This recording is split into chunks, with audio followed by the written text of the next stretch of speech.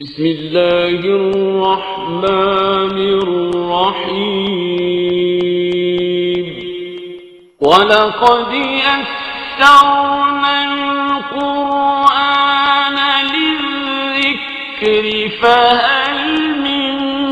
مُدَّكِرٍ۔ السلام علیکم ورحمۃ اللہ۔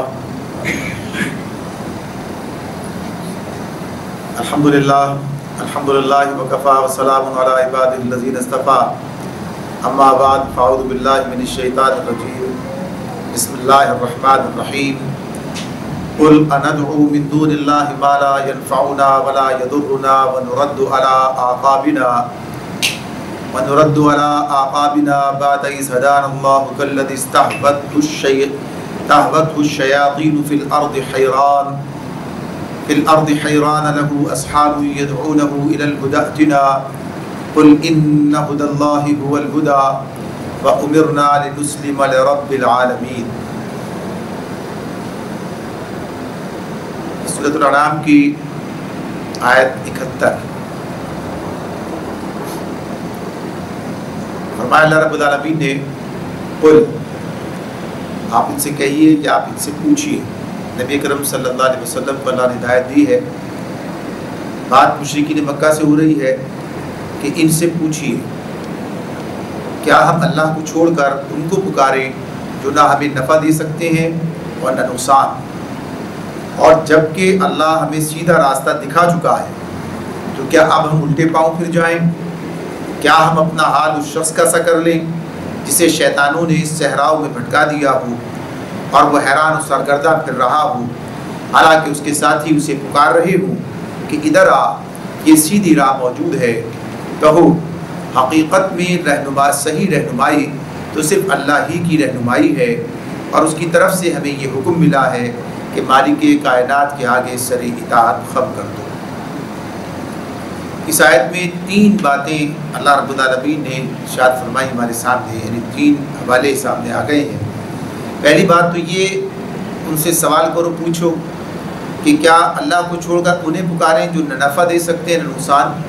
یعنی یہ ان معبودوں کی بے حقیقت ہونا، ان کا باطل ہونا، یہ بیان کیا جا رہا ہے۔ یعنی پہلی بات تو یہ، کسی کو پکارنے کا کوئی جواز، کوئی اس کی وجہ، یعنی کسی کے ہاتھ میں کچھ فائدہ یا نقصان، فائدہ پہنچانا ہو یا نقصان پہنچانا ہو، فائدہ حاصل کرنے کے لیے یا نقصان سے بچنے کے لیے، کہ اس کے آگے آدمی جو ہے سر اطاعت خم کرے یا اسے پکارے۔ یعنی پکارنے سے مراد یہاں پر ایسے پکارنا ہے جیسے اللہ کو پکارا جاتا ہے، یعنی یہاں پکارنے سے مراد صرف پکارنا نہیں ہے، بلکہ جس طرح اللہ کو انسان اپنی مدد کے لیے پکارتا ہے، یا اللہ کا ذکر کرتا ہے، یا اللہ کے آگے یہ دست بدعا ہوتا ہے، تو اس حیثیت سے پکارنا کہ اپنی ضروریات کے لیے، اپنے مسائل کے اندر، اپنی پریشانیوں میں، یا اپنی ضروریات کی تکمیل کے لیے، تو کہا کہ جن کے پاس یہ چیز ہی نہیں ہے، یعنی ضرورت کے لیے کس کی طرف جاتے ہیں؟ جو ضرورت پوری کر سکتا ہو، یعنی جس کا معاملہ اس طرح سے ہے۔ اور اسی طرح کسی تکلیف میں کس کی طرف رجوع کرتے ہیں؟ جو تکلیف کو رفع کر سکتا ہو۔ تو اس اعتبار سے، یا کسی کی سے ڈرتے ہیں اس حوالے سے کہ اس کے اگر نافرمانی کی یا اس کو ناراض کیا تو نقصان پہنچ جائے گا، یا اس اعتبار سے کہ اس کی فرما برداری اور نافرمانی میں ہی انسان کے لیے کامیابی اور ناکامی ہے۔ تو یہ سارے معاملات کس کے ساتھ ہیں؟ اللہ رب العالمین کے ساتھ ہیں۔ تو کسی اور کو پکارنے کا مطلب یہ ہوتا ہے کہ انسان یہ سمجھ رہا ہے کہ یہ اختیارات اس کے پاس بھی ہیں، اور یہ بات واضح طور پر لوگ کہہ رہے ہوتے ہیں، آج بھی یہ بات ہمارے سامنے آتی ہے، اگر یہ کام نہ کیا تو یہ نقصان ہو جائے گا، اور یہ کام کر دیا تو یہ فائدہ ہو جائے گا۔ آپ دیکھتے ہیں کتنی باتیں اس طرح کی ہیں، کتنی رسم و رواج اس حیثیت کو حاصل کر چکے، اس مقام تک پہنچ چکے ہیں کہ ان کے بارے میں لوگ یہ کہتے ہیں اگر یہ کام نہ کیا تو یہ نقصان ہو جائے گا، اور یہ کام کر دیا تو یہ فائدہ ہو جائے گا۔ مختلف لوگوں کے ساتھ منسوب کر کے چیزیں لوگوں نے بنا رکھی ہیں، اور ان کی خوشی کے لیے، ان کی رضا کے لیے یہ سارے کام انجام دیتے ہیں۔ تو اس اعتبار سے یہ بات بتا دی گئی کہ یہ اختیار کسی کے پاس بھی نہیں ہے، تو اللہ کو چھوڑ کر ہم کسی اور کو کیسے پکاریں؟ اور پھر اس کے بعد دوسری بات کیا ہے؟ اور اس وقت میں جب کہ اللہ ہمیں سیدھا راستہ دکھا چکا ہے، جس نے رب کو نہ پہچانا ہو، جس کو رب نہ ملا ہو، یعنی اس کا معاملہ یہ ہے کہ وہ حقیقت سے واقف ہی نہیں ہے، تو تو جسے اسلام کا فہم حاصل ہو گیا، جسے اللہ نے توفیق دے دی، جسے اسلام کی سمجھ عطا فرما دی، یعنی اس نے حقیقت کو پا لیا۔ اب حقیقت کو پا لینے کے بعد اور پھر جو ہے انسان کا واپس پلٹ جانا، گمراہ ہو جانا، اس کی کیا گنجائش باقی ہے؟ جب کسی کو راہ مل جائے، راستہ مل جائے، جب کسی کو حقیقت کا علم مل جائے، اب وہ وہم پر اور گمان پر چلا جا رہا ہو، کیا گنجائش ہے اس بات کی؟ تو اس اعتبار سے دوسری بات یہ سامنے آ گئی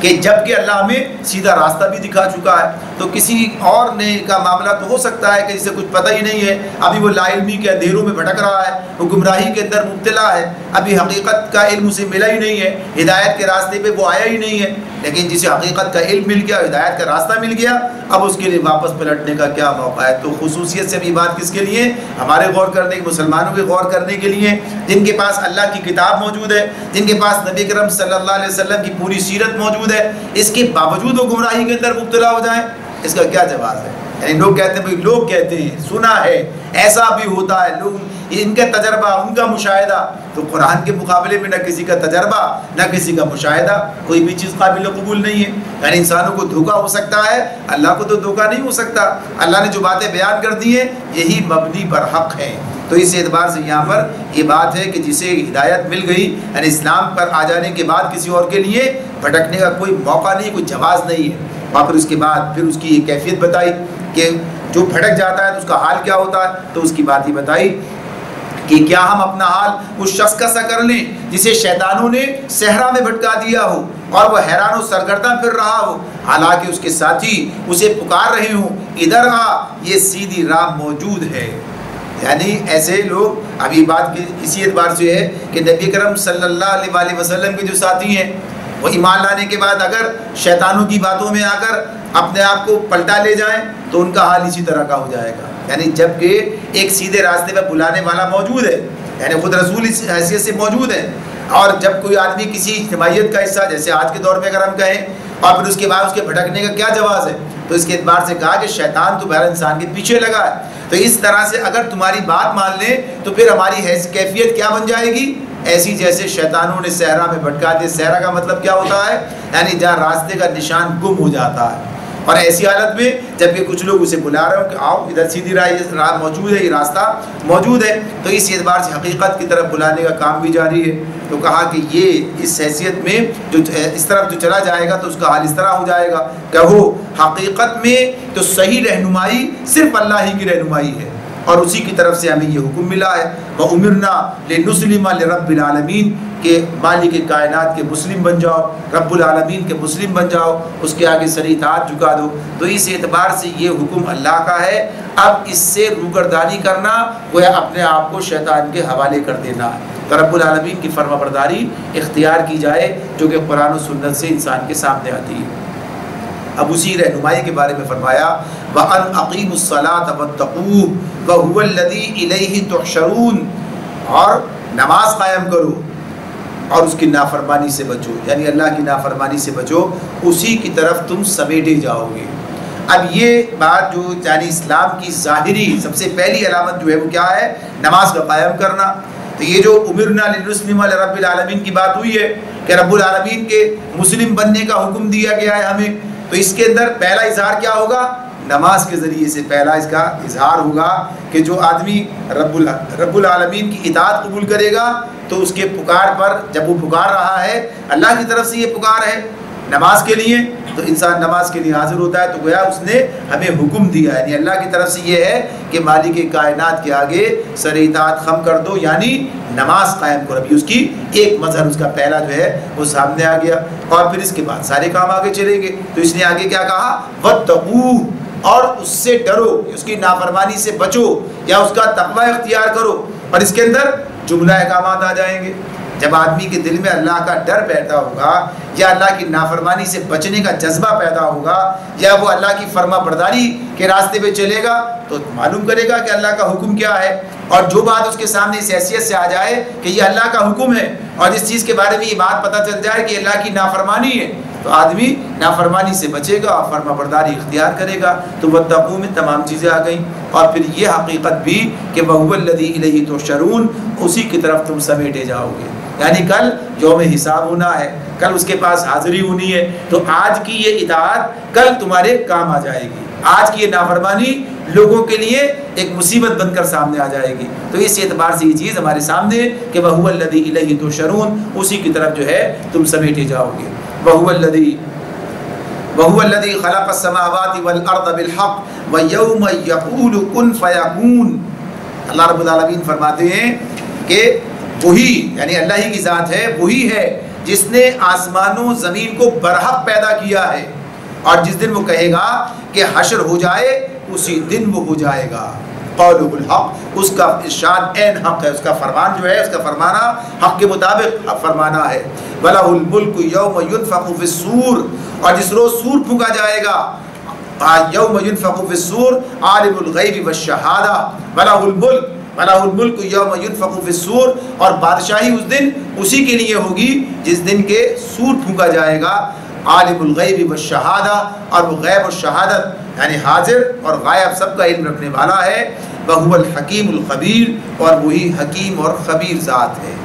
یہ اللہ تعالیٰ کی صفات کے اعتبار سے، اس کی قدرت کے اعتبار سے، اور قیامت کا بھی ایک حوالہ سامنے اللہ تعالیٰ نے ہمارے رکھ دیا کہ وَهُوَ الَّذِي إِلَيْهِ تُحْشَرُونَ کی جو بات تھی پیچھے کہ اسی کی طرف تم سمیٹے جاؤ گے، تو وہ کون ہے؟ جو آسمان و زمین کا خالق ہے، اور اس نے اسے حق کے ساتھ پیدا کیا۔ جب یہ حق کی بات آتی ہے کہ اللہ رب العالمین نے آسمان و زمین کو برحق پیدا کیا یا حق کے ساتھ پیدا کیا، تو اس کا مطلب کیا ہے کہ یہ تمام چیزیں ناحق نہیں ہیں، بیکار نہیں ہیں، عبث نہیں ہیں۔ اسے کہا جاتا ہے نا کہ یہ اللہ تعالیٰ قرآن مجید میں ہی بات ہمارے سامنے رکھتے ہیں، أَفَحَسِبْتُمْ أَنَّمَا خَلَقْنَاكُمْ عَبَثًا وَأَنَّكُمْ إِلَيْنَا لَا تُرْجَعُونَ، کیا تم نے یہ سمجھ رکھا ہے کہ ہم نے یوں ہی فضول تمہیں پیدا کر دیا ہے اور تم ہماری طرف واپس نہ لائے جاؤ گے؟ تو انسان اور پوری کائنات صاحب کا معاملہ کیا ہے؟ ایسے کہا ربنا ما خلقت ھذا باطلا، اے ہمارے رب تو نے یہ سب کچھ بیکار عبث پیدا نہیں کیا، یعنی یہ بیکار چیزیں نہیں ہیں بلکہ بامقصد چیزیں ہیں، ایک مقصد کے تحت اللہ نے انہیں پیدا کیا ہے، حق کے مطابق انہیں پیدا کیا ہے۔ تو اس اعتبار سے ان کا پیدا کرنا ایک مقصد کے تحت ہے، اور پھر اسی بنیاد پر یہ بات سامنے آ جاتی ہے کہ جیسی کہا ربنا ما خلقت ھذا باطلا سبحانک فقنا عذاب النار، یعنی کہ اے اللہ میں آگ کے عذاب سے بچا لے، یعنی کل حاضری ہونی، اس کا نتیجہ نکلنا ہے۔ تو یہ جو کائنات کا نظام اللہ نے بنایا ہے یہ سنجیدہ بنیادوں پہ بنایا ہے، حقیقت پر مبنی ہے، لہٰذا اس مرحلے سے گزر کر جب آدمی اگلے مرحلے میں جائے گا تو اسی کے جو اعمال ہیں، اسی کے جو نتائج ہیں، اسی کے مطابق اگلا مرحلہ جو ہے وہاں پر سامنے آ جائے گا۔ تو اسی لیے ہر ایسے مقام پر آخرت کی بات بھی آتی ہے۔ تو جیسے یہ آیت بھی تھی أَفَحَسِبْتُمْ أَنَّمَا خَلَقْنَاكُمْ عَبَثًا وَأَنَّكُمْ إِلَيْنَا لَا تُرْجَعُونَ، کیا تم نے یہ سمجھ رکھا ہے کہ ہم نے یوں ہی تمہیں فضول پیدا کیا ہے اور تم ہماری طرف واپس نہ لائے جاؤ گے؟ وَأَنَّكُمْ إِلَيْنَا لَا تُرْجَعُونَ، یعنی اس کے ساتھ اس کو جوڑا۔ اگر آخرت نہ ہو تو یہ دنیا بالکل بیکار ایک چیز معلوم ہوتی ہے، یعنی پھر اس کی کوئی یعنی ایسا لگتا ہے جیسے کسی نے حماقت کا کوئی کام کر دیا ہے، یعنی عبث کام کر دیا ہے، یہ کوئی کھلونا، اور یہ ظلم اور زیادتی جو ہے وہ انسان محسوس کرنے لگے گا، اس لیے کہ دنیا کے اندر اس کے تمام معاملات جو ہیں اس طرح نتیجہ خیز نہیں ہوتے۔ یعنی ایک آدمی نیکی کے راستے پہ چلتا ہے اور تکلیف اٹھا رہا ہوتا ہے، ایک آدمی ظلم کے راستے پہ چلتا ہے اور دنیا کے اندر عیش کر رہا ہوتا ہے، تو پھر یہ دنیا کیا ہے؟ یہ عجیب بات محسوس ہوگی جب اس کے پتہ چل جائے کہ یہ تو دارالعمل ہے اور دارالجزا اس کے بعد ہے، تو بات آدمی کی سمجھ میں آ جائے گی، چول سے چول ٹھیک بیٹھ جائے گی، یعنی آدمی کی سسٹم جو ہے سمجھ میں آ جائے گا کہ یہ دارالعمل ہے، وہ دارالجزا ہے۔ یہاں عمل کا جزوی نتیجہ سامنے آتا ہے اور کبھی نہیں بھی آتا ہے، صرف آخرت کے لیے اٹھا کر رکھ دیا جاتا ہے، تو یہ اس کے نتیجے میں سمجھ میں آتا ہے۔ حکیم کی حکمت جو ہے وہ آخرت کو ساتھ ملا کے سمجھ میں آتی ہے، تو اس لیے اللہ تعالیٰ کہتے ہیں کہ ہم نے اسے حق کے ساتھ پیدا کیا ہے، اور اس کا معاملہ کیا ہے کہ جس دن وہ کہے گا یوم یقول کن فیکون، تو بس اسے کہنا ہی ہوگا اور وہ حشر جو ہے برپا ہو جائے گا۔ اس کے لیے کوئی خاص بات نہیں ہے، کوئی اور مرحلے، کوئی ایسی چیزیں، کوئی زیادہ کہیے کہ کوشش اور ایسے مرحلوں سے گزرنا جن کے اندر گزرنا مشکل ہو، اللہ کے لیے کچھ بھی نہیں۔ کن فیکون، وہ کہے گا ہو جائے اور وہ ہو جائے گا، اور اس کا فرمانا عین حق ہے، اور وَلَهُ الْمُلْكُ، اسی کے لیے بادشاہی ہے، آج بھی بادشاہی اسی کی ہے۔ یہ جو کہا نا یوم ينفخ فی الصور، جس دن سور پھونکا جائے گا اس دن کی بادشاہی اس کے لیے، تو آج کی بادشاہی کس کی؟ آج کی بادشاہی بھی اللہ ہی کی ہے، لیکن آج اس کی بادشاہی اس طرح انسان کے سامنے نہیں ہے، یعنی آج اللہ نے انسان کو تھوڑا سا اختیار دے رکھا ہے، اسے پا کر وہ سمجھتا ہے سارا اختیار تو میرے پاس ہے، سارا سب کچھ کا تو میں ہی مالک ہوں، یعنی ایسا محسوس کرتا ہے۔ اور اللہ کی حکمت کے تحت معاملات ابھی اس طرح اس کے سامنے نہیں آ رہے ہوتے تو سمجھتا ہے کچھ بھی نہیں ہے، سب ایسے ہی کوئی کہیے کہ دھوکے کی دنیا ہے، تو کہا ایسا نہیں ہے۔ تو یہ تو اپنی جگہ پر ابھی پردہ غیب کا معاملہ ہے، آخرت میں پردہ غیب اٹھ چکا ہوگا، اب سب نظر آ رہا ہوگا، یعنی سارے اختیارات سب کے ختم ہو گئے۔ یہاں تو جزوی ملے ہوئے بھی ہیں، وہاں وہ جزوی بھی باقی نہیں رہیں گے، تو اس حیثیت سے ہی معاملہ ختم ہو جائے گا اور دنیا کی حقیقت بھی وہاں پہنچ کر سمجھ میں آ رہی ہوگی۔ تو اس اعتبار سے گویا کہیے کہ اس دن کے اعتبار سے یہ بات ہے کہ کلی اختیار اس کے پاس یعنی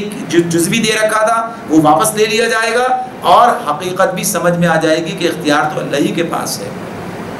عالم الغیب والشہادہ، اب یہ غیب اور شہادت کا علم کس حوالے سے ہے؟ بات تو یہی ہو رہی ہے نا کہ یہ جب سور پھونکا جائے گا، آخرت کی بات اور حشر کی بات، تو اس کے ساتھ جو حساب اور کتاب کا معاملہ سامنے ہے تو اس کے لیے غیب اور شہادت کا علم رکھنا ضروری ہے، جسے کہ حساب و کتاب لینا اور فیصلے کرنے، جزا و سزا دینی ہے۔ تو اس اعتبار سے اللہ رب العالمین نے یہ بات بتائی۔ اچھا، یہاں سور کی بات بھی سامنے رہے، یوم ینفخ فی الصور، سور کے بارے میں جو بات ہمارے سامنے آتی ہے، یعنی جو احادیث کی صورت میں قرآن مجید کے اندر جو باتیں مختلف مقامات پر آتی ہیں، تو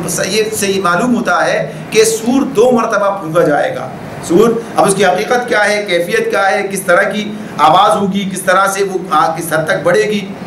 لیکن یہی کہ اسی کے نتیجے میں یہ معاملہ ہوگا، یعنی پہلی مرتبہ جب سور پھونکا جائے گا تو پھر یعنی وہ قیامت کا دن جو ہے وہ ہوگا، قیامت برپا ہو جائے گی اور پھر جو ہے تمام کائنات یہ گویا کہیے کہ ختم ہو جائے گی۔ اس اعتبار سے سب کو موت آ جائے گی، زمین یعنی پہاڑ جو ہے دھن کے ہوئے اون کی طرح اڑ رہے ہوں گے، یعنی سب ہٹا سب چیزیں جو ہیں دھرم بھرم ہو جائے گا سارا نظام۔ تو یہ قیامت کی کیفیت الگ ہے، قیامت کا برپا ہونا ایک الگ معاملہ ہے اور حشر کا میدان ایک الگ معاملہ، 2 الگ الگ چیزیں یہ۔ تو پہلا سور جب پھونکا جائے گا تو یہ تمام کائنات کا نظام دھرم بھرم ہو جائے گا اور سب کو موت آ جائے گی، یہ معاملہ ہوگا۔ اور پھر دوسری مرتبہ جب سور پھونکا جائے گا تو پھر یہ نئے سرے سے یہ سب کچھ جو ہے یہ زمین جس طرح سے کہا ہے کہ بغیر سلوٹ کے اور اس طرح سے جو ہے بنا دی جائے گی، ریگ سے کوٹ کوٹ کر دکن دکا یعنی ریگزار بنا دی جائے گی اور سارے لوگ جمع ہو جائیں گے اور جو ہے حشر کا میدان ہوگا۔ تو وہ دوسرا سور جب پھونکا جائے گا تو سب لوگ زندہ ہو جائیں گے اور یہ حشر کا میدان ان کے سامنے ہوگا۔ تو یہ 2 الگ الگ معاملات ہیں۔ تو یہاں پر یہ بات ہے کہ یہ اب آگے جو مرحلہ سامنے رکھا گیا وہ حشر کے دن کا ہے کہ جس دن حساب اور کتاب ہو رہا ہوگا، اسی دن اس بات کی ضرورت پیش آئے گی کہ لوگوں کے اعمال ان کے سامنے کھول کر رکھ دیے جائیں۔ تو وہ الحکیم الخبیر، وہ حکیم اور خبر رکھنے والا باخبر ہستی ہے، کوئی چیز اسے چھپی بھی نہیں ہے۔ یہاں تک یہ مضمون مکمل ہو جاتا ہے۔ یہاں تک جو بات سامنے آتی ہے کہ مشرکین مکہ کو جو دلائل دیے جا رہے تھے توحید کے حوالے سے اور جو وہ مطالبات کرتے تھے اس کا جواب انہیں دیا گیا۔ اب یہاں ایک اور انداز سے انہی کی طرف بات انہی سے ہو رہی ہے اور انہی کے سامنے رکھی جا رہی ہے، لیکن اب ذرا انداز بدلتا ہے، اسلوب دوسرا آتا ہے کہ ابراہیم علیہ السلام کا ذکر آگے شروع ہوتا ہے کہ ابراہیم علیہ السلام کا معاملہ اور اسماعیل علیہ السلام نے اپنی قوم کے ساتھ جو مکالمہ کیا اور ابراہیم علیہ السلام نے حقیقت کا جو علم پایا اور پھر اس کے مقابلے میں ان کی قوم نے جو رویہ اختیار کیا، تو گویا یہ کہیے کہ ان کے سامنے ساری رداد رکھی جا رہی ہے۔ اب یہ ابراہیم علیہ السلام کے والے سے بات سامنے رہنی چاہیے کہ اس وقت عرب کے اندر عرب کے جو لوگ تھے ابراہیم علیہ السلام سے اچھی طرح واقف ہی نہیں تھے، بلکہ اپنا رشتہ بھی انہی کے ساتھ جوڑتے تھے۔ اور قریش کا تو معاملہ یہ تھا کہ وہ اپنے آپ کو یہ بتاتے تھے کہ ابراہیم علیہ السلام کی اولاد ہیں اور ابراہیم علیہ السلام نے جو بیت اللہ تعمیر کیا اس کے متولی وہی ہیں، یعنی براہ راست یہ معاملہ ان کے ساتھ ہے۔ تو گویا کہ یہ ان کے جو روحانی میراث کے اعتبار سے بھی گویا اپنے آپ کو وہ اس کا حقدار قرار دے رہے تھے اور ویسے بھی ان کی اولاد کے اندر ہونے کی بات کرتے تھے، یعنی بنی اسماعیل تھے۔ تو اس اعتبار سے یہ بات کہ تم جن کی بات کرتے ہو ابراہیم علیہ السلام کی، تو ابراہیم علیہ السلام کا معاملہ کیا تھا، یعنی اب جو آگے بات آئے گی سامنے اس سے یہ حقیقت پتہ چل جائے گی کہ ابراہیم علیہ السلام جو بات کہہ رہے تھے وہ وہی بات ہے جو آج محمد صلی اللہ علیہ وسلم کہہ رہے ہیں، یا کل جو ابراہیم علیہ السلام بات کہہ رہے تھے آج وہی بات محمد صلی اللہ علیہ وسلم کہہ رہے ہیں۔ اور کل جیسے ابراہیم علیہ السلام کی قوم ان کے خلاف کھڑی ہو گئی تھی، حجت بازیاں کر رہی تھی، ایسے ہی آج تم بھی جو ہے محمد صلی اللہ علیہ وسلم کے خلاف کھڑے ہو کر حجت بازیاں کر رہے ہو۔ تو گویا تمہارا مقام کہاں چلا گیا، ابراہیم علیہ السلام کے ساتھ نہیں بلکہ ان کی مخالفت میں جو قوم کھڑی تھی ان کے ساتھ ان کا جیسا عمل تم نے اختیار کیا. تو یہ سارا معاملہ اس اعتبار سے رکھا گیا ہے کہ حقیقت بتا دی جائے کہ جن کا نام لے لے کر تم اپنے آپ کو بڑی چیز سمجھتے ہو بتاتے ہو, ان کا معاملہ یہ نہیں تھا جو تم نے اختیار کر رکھا ہے. آج بھی لوگ بڑے بڑے بزرگوں کا اور ان کا نام لیتے ہیں, لیکن حقیقت میں نہ ان کے بارے میں معلوم ہوتا ہے, نہ ان کے ساتھ وابستگی کا وہ معیار ہوتا ہے, یعنی وہ چیزیں کہ جو تعلیم ان کی تھی وہ کیا تھی, سب بھلا کر اپنی مرضی کے ساتھ معاملات کر رہے ہوتے ہیں. کسی اور کو تو چھوڑ دیجیے, رسول اکرم صلی اللہ علیہ وسلم کے ساتھ ہی معاملہ یہی ہے کہ لوگوں نے اطاعت کا راستہ چھوڑ کر اور بس اپنی طرف سے اختیار کردہ کچھ چیزیں جو ہیں انہوں نے ان کو پر اپنا کہیے کہ تکیہ کر لیا کہ بس یہی ہے جو ان کے کام آ جائے گا. تو آگے آغاز ہوتا ہے وَإِذْ قَالَ إِبْرَاهِيمُ لِأَبِيهِ آذَرَ وَإِذْ قَالَ إِبْرَاهِيمُ لِأَبِيهِ آذَرَ أَتَتَّخِذُ أَصْنَامًا آلِهَةً إِنِّي أَرَاكَ وَقَوْمَكَ فِي ضَلَالٍ مُبِينٍ وَكَذَلِكَ نُرِي إِبْرَاهِيمَ مَلَكُوتَ السَّمَاوَاتِ وَالْأَرْضِ وَلِيَكُونَ مِنَ الْمُوقِنِينَ. ابراہیم کا واقعہ یاد کرو جبکہ اس نے اپنے باپ آزر سے کہا تھا کیا تو بتوں کو الہ بناتا ہے, میں تو تجھے اور تیری قوم کو کھلی گمراہی میں پاتا ہوں. ابراہیم کو ہم اسی طرح زمین اور آسمانوں کا نظام سلطنت دکھاتے تھے, اور اس لیے دکھاتے تھے کہ وہ یقین کرنے والوں میں سے ہو جائے. ابراہیم علیہ السلام کی بات جیسے کہ سورہ بقرہ کے آغاز پہلے سپارے کے اندر ہی ہمارے سامنے آ گئی تھی کہ ابراہیم علیہ السلام کو اللہ رب العالمین نے جس طریقے سے جو کہیے کہ عزت عطا فرمائی, اور اس عزت کا جو راستہ اللہ نے جو عزت عطا فرمائی اس سے پہلے جو ان کی قربانیاں ہیں اور جو ان کی پوری تاریخ ہے جو کہ یعنی توحید کے اوپر ان کے عامل ہونے, مسلم ہونے, فرما بردار ہونے, یکسو ہونے کی تاریخ ہے جو اللہ نے بیان کی ہے. تو اس اعتبار سے گویا کہ یہ ایک نمونے کے انسان ہے ابراہیم علیہ السلام, ماڈل, یعنی اس اعتبار سے وہ سامنے رکھا گیا ان کا معاملہ. تو اب یہاں پر اللہ تعالیٰ یہ بات بتا رہے ہیں کہ ابراہیم علیہ السلام نے اپنے کام کا آغاز کس طرح سے کیا, یعنی اپنی دعوت کا آغاز کس طرح کیا. تو یہاں پر ان کے بارے میں بات آ رہی ہے کہ وَإِذْ قَالَ إِبْرَاهِيمُ لِأَبِيهِ کہ ابراہیم نے اپنے باپ سے کہا, ابراہیم علیہ السلام نے اپنے باپ لِأَبِيهِ آزر, اپنے باپ آزر سے کہا. کیا کہا؟ اچھا یہاں پر ایک بات یہ کہ آزر کے معاملے میں کہ یہ اس کے بارے میں لوگوں نے بات کی ہے, اختلاف کیا ہے کہ آزر ان کے باپ کا نام ہے یا آزر ان کے چچا کا نام ہے. یعنی تاریخ کے اعتبار سے یہ باتیں جو ہیں آگے پیچھے ہوتی ہیں, لیکن اس سے کوئی فرق واقع نہیں ہوتا. یعنی اس حیثیت سے یہاں تو بات اللہ نے باپ کی ہے کہ لیے ابھی آزر, چاہے باپ کہہ کے چچا مراد لے رہے ہیں یا باپ ہی براہ راست, لیکن بات یہ ہے کہ پوری قوم یعنی والد بھی داخل ہے اس میں, چچا بھی داخل ہے. سب سے یہ بات ہو رہی اس لیے کہ سب کے سب ابراہیم علیہ السلام کے مقابلے پر کھڑے ہو گئے تھے. تو اب یہاں ابراہیم علیہ السلام نے اپنے والد سے کہا لی ابھی آزر اتتخذوا اصناما آلہا, کیا تم یہ اسنام, صنم کی جمع اسنام یعنی بت, ان بتوں کو تم جو ہے الہ بناتے ہو. اب یہ پوچھنا تو نہیں ہے, یہ گویا کہ یہ دریافت کرنا بھئی کیا آپ بتوں کو الہ بناتے ہیں, یہ تو پوچھنا نہیں ہے. بھلے کیا ہے یہ تنقید ہو رہی ہے, تو یہ کیا بات, کیا بتوں کو الہ بناتے ہو, یعنی یہ بات اس طریقے سے کہی جا رہی ہے. یعنی اب یہ انہیں بتایا جا رہا ہے کہ یہ کیا کام کرتے ہو, یہ کون سی حرکت ہے یہ. اب ذرا سوچئے یہ بات کس سے ہو رہی ہے, والد سے بات ہو رہی ہے. اچھا جہاں تک ادب کا تعلق ہے تو یہ بات ہمارے سامنے آئے گی ابھی آگے بھی. اس کے اندر وہ جس طریقے سے اپنے والد سے بات کرتے ہیں تو ادب آداب کا پورا خیال رکھتے ہیں. والد کہہ کے مخاطب کرتے ہیں, ابھی یا ابھی کہہ کے بار بار بات کرتے ہیں. یعنی یہ سب چیزیں اپنی جگہ ہے, لیکن حقیقت کو سامنے بیان کرنا یہ اپنی جگہ ایک بات ہے کہ وہ یہ بات کہتے ہیں کہ کیا تم جو ہے یہ بتوں کو اپنا الہ بناتے ہو. یعنی یہ ایک ایسی بات ہے جسے گوارا نہیں کیا جا سکتا. اور چونکہ ابراہیم علیہ السلام تو ویسے بھی اللہ کے رسول ہیں, ویسے تو ایک بندہ مومن کا معاملہ بھی اسی طرح سے کہ بندہ مومن بھی کسی غلط بات کو تسلیم نہیں کرے گا بلکہ اس کی اصلاح کی کوشش کرے گا. یعنی اس معاملے میں صرف انہی کی بات نہیں بلکہ اب ان کا معاملہ کیا ہے, ساتھ ساتھ رسول بھی ہے. تو دعوت کا آغاز کہاں سے کیا ہے, اپنے گھر سے کیا ہے. یعنی یہ بات بھی سامنے آتی ہے کہ اپنے والد سے بات کیے, قوم کا معاملہ بعد میں آئے گا. براہ راست قوم سے بات, پہلے قوم کے پاس نہیں گئے, پہلے جو ہے اپنے والد سے بات شروع کیے اور ان سے یہ بات کہہ رہے ہیں کہ کیا تم انہیں جو ہے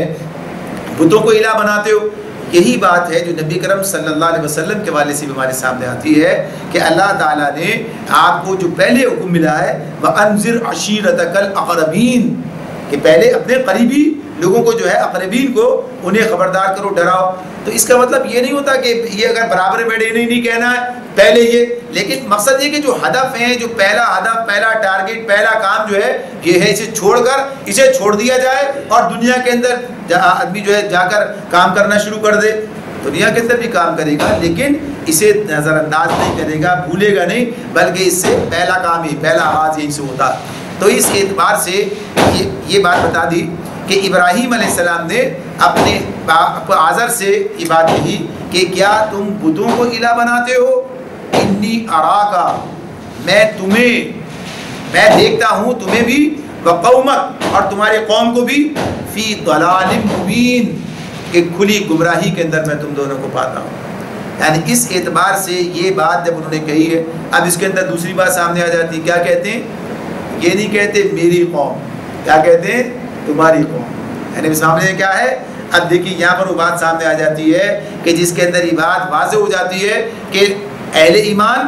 الگ قوم اور اہل کفر الگ قوم۔ یعنی یہ بات جو ہے یہاں اس مقام پر مفتی شفیع صاحب نے معرفت القرآن کے اندر دو قومی نظریے کا ذکر کیا ہے، اور یہ بات کہی ہے کہ جس دو قومی نظریے کی بات ہم کرتے ہیں اور قرآن کرتا ہے جس کی بات، جیسے اللہ رب العالمین نے سورۃ تغابن میں کہا کہ اس نے تمہیں پیدا کیا، فَمِنْكُمْ كَافِرٌ وَمِنْكُمْ مُؤْمِنٌ، اب تم میں سے کوئی کافر ہے اور کوئی مومن ہے۔ یعنی یہی تقسیم ہے وسیع ہے انسانوں کے درمیان جو رکھی ہے۔ تو کہا یہ تو تقسیم وہ ہے، اور اسی کی بات یہاں پر کہتے ہیں، اسی کی بات ہم کہتے ہیں پاکستان اس بنیاد پہ بنا ہے۔ یعنی دو قومی نظریہ، تو یہ کوئی ایسی بات نہیں کہ اس کے اندر آدمی کہے یہ کیا، یعنی بالکل اس کے مطابق ہے، اسلام کے مطابق ہے، دین کی تعلیم ہے، یہی بات ہے جو ہمیں بتائی جا رہی ہے۔ تو اب اگر کوئی بات ایسی ہے کہ جو آپ کے حق میں جاتی ہے تو آپ اسے استعمال کیوں نہ کریں، آپ اس کی بات کیوں نہ کریں؟ آپ کو تو کرنی چاہیے جب کوئی چیز آپ کے حق میں جاتی ہے اور یہ بات ہے کہ تو اسلام کی بات ہے یہ، یا تو اس کا انکار کر دیا جائے،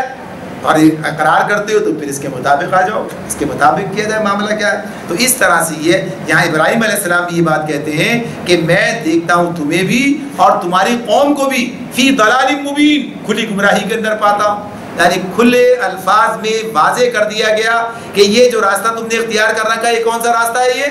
یہ راستہ تو گمراہی کا راستہ ہے، یہ راستہ جو ہے ہدایت کا راستہ نہیں ہے۔ تو یہ بات اپنی جگہ پر ہے کہ گمراہی کا گمراہی ہونا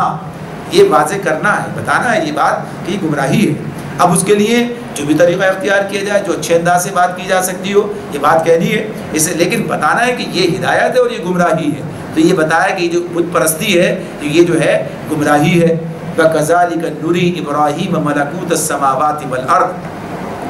اور اسی طرح ابراہیم کو ہم زمین اور آسمان کی سلطنت، اس کا نظام دکھاتے تھے۔ وَكَذَلِكَ نُرِي إِبْرَاهِيمَ مَلَكُوتَ السَّمَاوَاتِ وَالْأَرْضِ وَلِيَكُونَ مِنَ الْمُوقِنِينَ، اور اس لیے دکھاتے تھے کہ وہ یقین کرنے والوں میں سے ہو جائے۔ ہم اسی طرح زمین و آسمان کا نظام ابراہیم علیہ السلام کے بارے میں اللہ تعالیٰ کہتے ہیں یہ دکھاتے تھے انہیں، اور اس لیے دکھاتے تھے کہ وہ یقین کرنے والوں میں سے ہو جائے۔ اب یہ جو معاملہ ہے کہ یقین کرنے والوں میں سے ہو جائے، اس سے مراد کیا ہے؟ یعنی یہ یقین دلانے کے لیے سارا پردہ غیب ہٹا کے دکھائیں گے، پہلے پہ بتائیں گے، ایسا نہیں ہے۔ بات کیا ہے کہ رسول کی حیثیت سے اللہ رب العالمین قرآن مجید میں بتاتے ہیں کہ انہیں اضافی چیزیں بتائی جاتی ہیں، دکھائی جاتی ہیں۔ یعنی جیسے سورہ بقرہ میں بات آتی ہے کہ ابراہیم علیہ السلام نے کہا اے اللہ مجھے بتائیے آپ مردوں کو کیسے زندہ کریں گے؟ اللہ نے پوچھا کیا ایمان نہیں ہے، یقین نہیں ہے؟ یقین تو ہے لیکن ذرا دیکھنا چاہتا ہوں اس اعتبار سے۔ اللہ نے کہا ٹھیک ہے 4 پرندے لو، یہ بتائی بات ہمارے سامنے۔ تو اس طرح سے یہ بات اپنی جگہ ہے کہ رسول کا منصب، رسول کا مقام الگ ہے، جدا ہے، اور اس اعتبار سے کچھ اضافی چیزیں، جیسے فرشتہ اس کے پاس آتا ہے۔ اب جاہل انسان یہ کہتے ہمارے پاس کیوں نہیں آتا صاحب؟ یعنی مشرکین مکہ کہتے تھے نا یہ، تو تم یہ کہنے سے کیا ہوتا ہے؟ اسی طرح اللہ تعالیٰ نے نبی صلی اللہ علیہ وسلم کو بہت سی چیزوں کا مشاہدہ کرایا ہے۔ تو یہ بات جو ہے اس اعتبار سے الگ بات ہے۔ تو اس میں بتا دیا کہ ہم یہ کام ان کے ساتھ میں کہ انہیں وہ، یعنی اس میں جو بات بتائی جا رہی ہے وہ کیا کہ وہ اللہ کی طرف سے راہیاب ہیں، ورنہ تو اللہ نے سب کے لیے انتظام کر رکھا ہے کھلی آنکھوں سے دیکھیں تو، لیکن خصوصیت ہوتی ہے، اضافی بات ہوتی ہے ان کے معاملے میں۔ اب اس کے بعد جو بات سامنے آتی ہے اس میں اللہ رب العالمین آگے بات ہمارے سامنے رکھتے ہیں۔ اب ایک تمثیل، ایک واقعہ ہے جسے بیان کیا گیا ہے۔ فلما جن علیہ اللیل رأى کوكبا قال هذا ربی فلما افل قال لا احب الآفلین فلما رأى القمر بازغا قال هذا ربي فلما أفل قال لئن لم يهدني ربي لأكونن من القوم الضالين فلما رأى الشمس بازغة قال هذا ربي هذا أكبر فلما أفلت قال يا قوم إني بريء مما تشركون. ان 3 آیات کے اندر اللہ رب العالمین نے یہاں ایک بات ان کی کہ جیسے انہوں نے اپنی قوم پر حجت تمام کی ہے، اپنی قوم پر حجت تمام کی ہے، اس کو بیان کیا ہے. اچھا یہاں پر یہ بات سامنے رہے، واضح رہے کہ یہ جو بات اس میں ہے، پہلے تو اس کا ترجمہ سماعت فرما لیجئے پھر اس پر بات کرتے ہیں. تو چنانچہ جب رات اس پر طاری ہوئی، فلما جن علیہ اللیل رأى کوکبا، جب اس پر رات طاری ہوئی تو اس نے ایک تارا دیکھا. قالا، کہنے لگا، ابراہیم علیہ السلام نے کہا، ھذا ربی، یہ میرا رب ہے. فلما افلا، پھر جب وہ غروب ہو گیا، قال لا احب الافلین، تو انہوں نے کیا جواب دیا، کیا کہا، کس سے کہہ رہے ہیں، اپنے آپ سے مخاطب ہیں. یہ خود کلامی ہے، یعنی بات جو ہے لوگوں کو سنائی جا رہی ہے لیکن مخاطب میں بھی کوئی ہے نہیں سامنے، اس حیثیت سے، اس اعتبار سے، لیکن بات ہو رہی ہے، سن رہے ہیں لوگ، بات ہو رہی ہے سامنے، تو کسی اعتبار سے تو کیا کہا، قال لا احب الافلین، میں ڈوب جانے والوں کا گرویدہ نہیں ہوں، یعنی جو ڈوب گیا، یہ چاند تارا تو ڈوب گیا. فلما رأى القمر بازغا، اور پھر جب چاند چمکتا نظر آیا تو پھر کہا، قال ھذا ربی، یہ میرا رب ہے، مگر جب وہ بھی ڈوب گیا. یعنی فلما افلا قال لئن لم يهدني ربی. ابھی ذرا جملہ غور طلب ہے، کیا کہا، اگر میرے رب نے میری رہنمائی نہ کی ہوتی، اگر لئن لم يهدني ربی، اگر میرے رب نے میری رہنمائی نہ کی ہوتی، لأکونن من القوم الضالین، تو میں بھی گمراہ لوگوں میں شامل ہو جاتا. اور پھر اس کے بعد تیسری بات آ گئی، فلما رأى الشمس بازغا، کہ جب انہوں نے سورج کو روشن دیکھا تو پھر قال ھذا ربی، پھر کہا کہ کیا یہ میرا رب ہے، ھذا اکبر، یہ تو سب سے بڑا ہے. فلما افلت، پھر جب وہ بھی ڈوب گیا تو قال، انہوں نے کہا، یا قوم، اے میری قوم، اب قوم کو مخاطب کیا، یا قوم انی بریء مما تشرکون، میں اس شرک سے بری ہوں، بیزار ہوں جس میں تم مبتلا ہو، جنہیں تم اللہ کا شریک ٹھہراتے ہو، میں ان سے بری الذمہ ہوں، میں ان سے الگ ہوں، بیزار ہوں. اب اس میں 2 باتیں سامنے آتی ہیں. ایک بات تو یہ سامنے آتی ہے، مفسرین جب اس پر بات کرتے ہیں تو ایک بات تو یہ کرتے ہیں کہ یہ جو بات ہے، یہ جو مرحلہ ہے کہ انہیں تارا دیکھ، رات ہوئی، تارا دیکھا اور تارا دیکھ کے یہ بات کہی، اور پھر اس کے بعد چاند دیکھا تو یہ کہا، سورج دیکھا تو یہ کہا. تو یہ معاملہ جو ہے اس اعتبار سے ہے کہ جب کبھی یعنی ان کے گرد و پیش میں تو یہ سب پوجے جا رہے تھے، چاند تارے اور یہ سورج پوجے جا رہے تھے، بت پوجے جا رہے تھے. ہوتا ہے نا، یہ آدمی دیکھتا ہے اس کے گرد گرد کیا کیا مشرکین کیا کیا معاملات کر رہے ہوتے ہیں، کیا کیا گمراہیاں آپ کے گرد و پیش میں پھیلی ہوئی ہیں. آپ ذرا آنکھیں کھول کر دیکھیں تو پتہ چلتا ہے کہ یہ کہیں گے یہ کیسے ہو سکتا ہے، یہ کوئی دلیل ہی نہیں ہے اس کے لیے، یعنی یہ سب چیزیں. تو ایک بات تو یہ کہ جب انہوں نے اپنے گرد و پیش میں یہ سب کچھ ہوتے دیکھا تو پھر انہوں نے اس طریقے سے آگے بڑھ کر حقیقت کا راستہ پایا. تو اس کے بارے میں ایک بات تو یہ کہی گئی کہ یہ منصب نبوت پر فائز ہونے سے پہلے اس راستے سے وہ گویا حقیقت تک پہنچے، یعنی ایک بات تو یہ کہہ دی گئی. اگر یہ بات کو اس طرح سمجھ بھی لیا جائے اس اعتبار سے کہ ہاں ٹھیک ہے یہ بات ہے، تو اس کے لیے یہی ہے کہ جیسے کہ انہوں نے اس کو دیکھا، اس کا انکار کیا، جیسے اور چیزیں تھیں ان کا انکار کرتے، بتوں کا انکار کیا ہے پہلے، تو ایسے ان کا بھی انکار کرتے چلے گئے، تارے کا، سورج، چاند کا، سورج کا، سب کا انکار کرتے چلے گئے. لیکن جو بات اس کے اندر زیادہ واضح طور پر سامنے آ رہی ہے وہ بات یہ ہے کہ انہوں نے یہ معاملہ اپنی قوم پر حجت تمام کرنے کے لیے کیا ہے، اپنی قوم پر حجت تمام کرنے کے لیے کیا. یہ بات اپنی جگہ ہے کہ جب تک کسی فرد کو، کسی انسان کو نبوت نہیں ملتی، نبوت اس وقت تک اس کے پاس وہ علم نہیں ہوتا جو علم نبوت ملنے کے بعد ہوتا ہے. جیسے نبی کرم صلی اللہ علیہ وسلم کا معاملہ ہے، یعنی اللہ تعالیٰ خود قرآن مجید میں کہتے ہیں آپ کو معلوم نہیں تھا کتاب کیا ہوتی ہے، آپ کو معلوم نہیں تھا، یعنی یہ چیزیں جو ہیں جو آپ کے پاس اب آئی ہیں، یہ ہدایت، اس کا علم آپ کو نہیں تھا. بلکہ سورہ ضحیٰ میں ہم کیا کہتے ہیں، اللہ تعالیٰ نے کیا فرمایا، فَوَجَدَكَ ضَالًّا فَهَدَىٰ، ہم نے آپ کو ہدایت کی تلاش میں پایا اور ہم نے آپ کو ہدایت عطا فرما دی. یعنی اس معاملے میں تو یہ چیز کیا ہے، اس سے پہلے یہ تو پتہ ہے وہ شرک میں مبتلا نہیں ہوگا، اسے یہ بات پتہ چلے گی عقل سلیم کی بنیاد پر یہ سب غلط ہے جو کچھ ہو رہا ہے، یعنی یہ سب کچھ جو کچھ ہو رہا ہے یہ سب غلط ہے، یہ درست نہیں ہے. لیکن درست کیا ہے، یہ اس کی تلاش جو ہے اسے رہتی ہے اور پہچانتا ہے رب کو اس حیثیت سے، لیکن وہ ساری چیزیں، وہ تعلیمات، وہ علم سب جو ہے وہ پھر نبوت کے نتیجے میں سامنے آتا ہے۔ تو یہاں پر یہ جو ابراہیم علیہ السلام کا معاملہ ہے، اللہ رب العالمین نے ان کے بارے میں کہ یعنی دو جملے خاص طور پر بڑے ان کے ساتھ ساتھ گویا کہ یہ کہ چسپاں کر دی ہے، یعنی جس طرح کہتے ہیں نا کسی کے ساتھ جب بات ہوگی تو یہ بات بھی ہوگی، جب بات ہوگی تو اللہ تعالیٰ جب ابراہیم علیہ السلام کی بات کرتے ہیں تو ایک تو ان کے بارے میں کہتے ہیں حنیف، یعنی مسلم حنیف کی بات کرتے ہیں، وہ حنیف ہے یعنی یکسو ہے، اور دوسری بات کیا کہتے ہیں، وما کان من المشرکین، وہ کبھی مشرک نہیں تھا، وہ کبھی مشرک نہیں تھا۔ یہ بات ان کے بارے میں جہاں تقریباً مقامات پر یہ بات جو ہے ساتھ ساتھ چلی آتی ہے، جب ان کا ذکر آئے گا اللہ تعالیٰ یہ بات کہہ دیں گے ان کے بارے میں۔ یہاں بھی وہ کہہ رہے ہیں، خود کہتے ہیں انی بریء مما تشرکون، میں اس شرک سے بیزار ہوں جس سے تم مبتلا ہو۔ تو اس طرح سے یہ بات انہوں نے جو ہے یہاں پر اپنی قوم کے سامنے رکھی، حجت تمام کی، تو یہ انداز اختیار کیا ہے، یہ ہے دیکھو ڈوب گیا، ایسا تو یہ تو نہیں ہو سکتا، اور پھر اس کے بعد کہا یہ چاند ہے، یہ ہو سکتا ہے، یہ بھی ڈوب گیا، اور پھر اس موقع پر کیا کہا، لئن لم یہدنی ربی، اگر میرے رب نے مجھے ہدایت نہ دی ہوتی، لأکونن من القوم الضالین، تو میں بھی گمراہ لوگوں میں شامل ہو جاتا۔ میرے رب نے مجھے ہدایت دی ہے، سمجھ دی ہے۔ اب اس ہدایت سے ایک تو وہی ہدایت ہے کہ آدمی حقیقت کو سمجھ لے، یعنی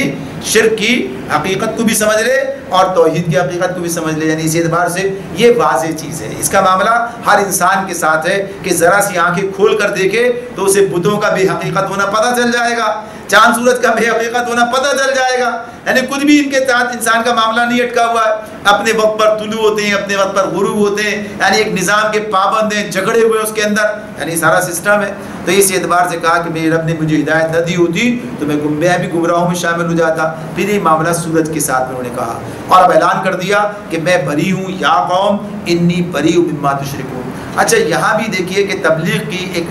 حکمت ہمارے سامنے آ جاتی ہے، دعوت کی بات، کہ انہوں نے یہ نہیں کہا تم سب کے سب مشرک، بلکہ کیا کہا، میں اس شرک سے بیزار ہوں جس میں تم مبتلا ہو، یعنی انہوں نے اپنے آپ کو الگ کر لیا، اپنے آپ کو الگ کر کے یہ بتا دیا۔ اور پھر کیا کہا، انی وجہت وجہی للذی فطر السماوات والارض حنیفا وما انا من المشرکین۔ اب اپنے بارے میں کہتے ہیں، یعنی حنیف کی بات بھی اور یہ بھی کہ وما انا من المشرکین، دونوں باتیں اس میں آ رہی ہیں ان کی طرف سے۔ اب یہاں پر کیا کہا کہ میں نے یکسو ہو کر اپنا رخ اس ہستی کی طرف کر لیا جس نے آسمان و زمین کو پیدا کیا، اور میں ہرگز شرک کرنے والوں میں سے نہیں ہوں۔ انی وجہت وجہی للذی، وجہت یہ وجہ جو ہے یعنی چہرہ، یہ تو اس میں تو ہم نے ایک ہی لفظ سے کام چلا لیا، یکسو ہو کر، یکسو بہرحال یکسو کیا ہے، آدمی کا رخ کدھر ہوتا ہے، جدھر اس کا چہرہ ہوتا ہے۔ دیکھیے آپ کہیں گے نا کدھر ہے، ادھر ہے، جدھر کی طرف، حالانکہ بات تو یہی ہے، یعنی آدمی سامنے، مگر ادھر دیکھتا ہے چہرہ ادھر ہے تو ادھر ہے، اور ادھر دیکھتا ہے تو ادھر ہے، یعنی اس لیے کہ اس کی توجہات کا مرکز کیا ہے، اس کی توجہات کا مرکز کیا، اور چہرہ شخصیت کی علامت ہے، شخصیت کی کا گویا قائم مقام ہے، شخصیت اس سے مراد ہوگی۔ تو گویا پورا کا پورا یکسو ہو کر میں نے اپنے آپ کو اس ہستی کی طرف کر لیا، وجہ یعنی وجہت وجہی للذی، اس کی طرف، اس کے چہرے کی طرف، یعنی اس ذات کی طرف کر لیا کہ جو آسمان و زمین کا خالق ہے، جس نے پیدا کیا ہے، اور کیسے کیا ہے، حنیف، یکسو ہو کر۔ یعنی اس معاملے میں یہ بات نہیں ہے کہ اچھا ابھی سوچ رہے ہیں، اب ایسے کر تو لیا ہے لیکن ابھی ذرا سا تھوڑا سا ایسا معاملہ ہے، سوچ رہا ہوں، ڈھل بل یقین ہے، ابھی ادھر بھی کچھ تھوڑا سا معاملہ ادھر، ایسا نہیں ہے۔ یہ حنیف، یکسو، یہ یکسو ہی بڑی چیز ہے۔ یعنی اس معاملے میں آپ یہ دیکھیں گے کہ جو اللہ نے بار بار اس کے لفظ کو استعمال کیا ہے، اس کی بنیاد کیا ہے، اسی مقام پر اگر ذرا سی بات اس پر کرتے چلیں، دیکھیے حنیف کا مطلب جو ہوتا ہے نا، یکسو کی بات آ گئی کہ یکسو ہے، یعنی اس کا معاملہ کیا ہے کہ اپنے بات پر، اپنے کام پر وہ مطمئن ہے، اپنے کام پر وہ، اپنے راستے پر، اپنے ہدف کے معاملے میں یکسوئی سے حاصل ہو گئی ہے۔ تو اب یہ یکسوئی حاصل ہو جانا، یعنی یہ معاملہ جب ہو جائے تو پھر کیا ہوتا ہے، انسان کے کام کی کوالٹی اور اس کے کام کی کوانٹٹی اور اس کے ہر اعتبار، ہر چیز کی جو ہے یعنی وہ بڑھتی چلی جاتی ہے۔ ابراہیم علیہ السلام کے بارے میں اللہ تعالیٰ کہتے ہیں، سورہ نحل میں آئے گا کہ ابراہیم جو ہے، ان ابراہیم کان امہ، یعنی ابراہیم اپنی ذات سے ایک امت تھا، یعنی اتنا بڑا کہا جیسے امت کے کرنے کا ہوتا ہے، ایک فرد نے کیا، تو کس بنیاد پر، کیسے کر لیا، یہ کیا ہو گیا، یہ یکسوئی جو ہے وہ انسان کی استعداد کار میں، اس کی قوت کار میں اضافہ کر دیتی ہے، اضافہ کر دیتی ہے۔ پھر آدمی جس چیز کو اپنا ہدف بنا لیتا ہے پھر آپ دیکھیے اس راستے میں کیسا آگے بڑھتا ہے، کیسا آگے جاتا ہے، کیسا کام کرتا ہے۔ تو یہ بنیادی بات ہے، یہ حنیف ہونا۔ ہمارا مسئلہ یہی ہے کہ ہم کہتے تو ہیں ہمارا نصب العین کہہ رہے ہوتے ہیں، لیکن نصب العین وہ ہوتا نہیں ہے، بلکہ بٹا ہوا ہوتا ہے۔ کبھی کچھ ہوتا ہے، کبھی کچھ ہوتا ہے، کبھی یہ ہوتا ہے، کبھی وہ ہوتا ہے، کبھی چوتھا گھر ہوتا ہے، کبھی بچے ہوتے ہیں، کبھی دولت ہوتی ہے، کبھی کوئی اور چیز ہو جاتی ہے۔ یہ ساری چیزیں جو ہیں، یہ سب چیزیں ضرورت کے تحت تو رہیں گی، لیکن نصب العین نہیں بنیں گی۔ نصب العین جو چیز ہوگی پھر آدمی اسی کے لیے جیے گا، اسی کے لیے مرے گا۔ جو باتیں آگے اسی حوالے سے انہی کے بارے میں سورۃ الانعام میں آگے ہمارے سامنے آئے گی۔ تو کیا کہا وہ، اور میں مشرکوں میں سے نہیں ہوں۔ مشرک کیا ہوتا ہے؟ مشرک کی بات تو یہی ہے نا کہ مشرک یعنی شریک کرنا جہاں حنیف نہیں ہوگا تو شرک آ جائے گا، چاہے اصطلاحی نہ آئے، بعض اوقات ایسا بھی ہو سکتا ہے، لیکن جہاں اپنے مقاصد میں شریک کر لیا، ایک تو ذات میں شریک کرنا ہے، مقاصد میں شریک ہے، تو خیر ذات کی شریک کی بات ہو رہی ہے کہ میں مشرک نہیں ہوں، میں یکسو ہوں اللہ کی ذات کے، اس کی وحدانیت توحید کے اعتبار سے، لیکن ضمناً یہ بات بھی سامنے رہے کہ انسان کو اپنے مقصد میں بھی، کہتے ہیں مقصد وحید، اکیلا ایک ہی مقصد ہے، اس میں بھی یکسو ہونا چاہیے۔ اللہ تعالیٰ نے اس بات کو سمجھنے اور عمل کرنے کی توفیق عطا فرمائے۔